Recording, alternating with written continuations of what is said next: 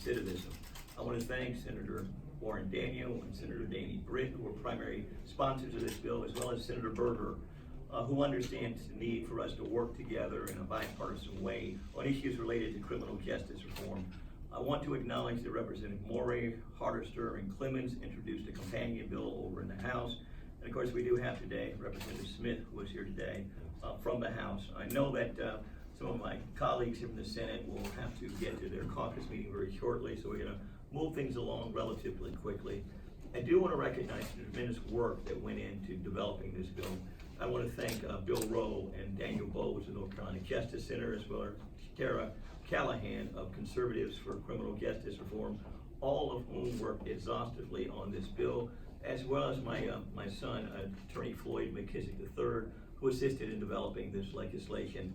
Today, Mark Holden, who is a Senior Vice President and General Counsel with Koch Industries, is here today in support of this bill. You'll hear from him later.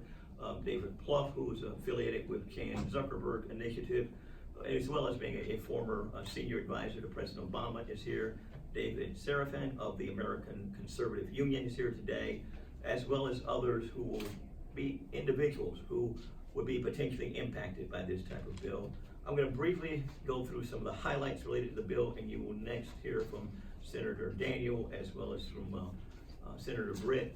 The bill is very straightforward. It establishes a process and procedure for people who've actually been convicted of criminal offenses to be able to go into court after they've paid their debt to society, after they've paid restitution, they have served their time, they're no longer on probation, and to get expunctions. Expunctions which are very, very helpful because it opens up the doors for employment opportunities. It opens up the doors for housing, because some apartment complexes you can't even get into if you got a criminal record. It opens up their life to a degree of normality.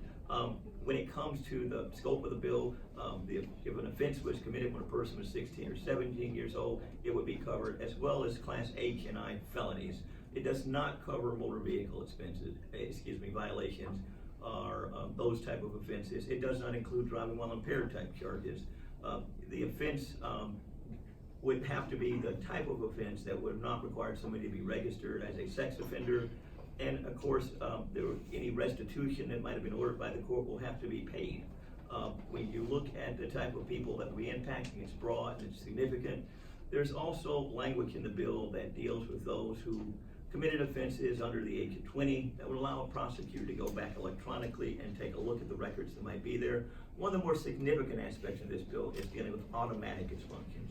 Automatic expunctions would be for those people who have actually had charges dismissed against them, people where charges have been not guilty.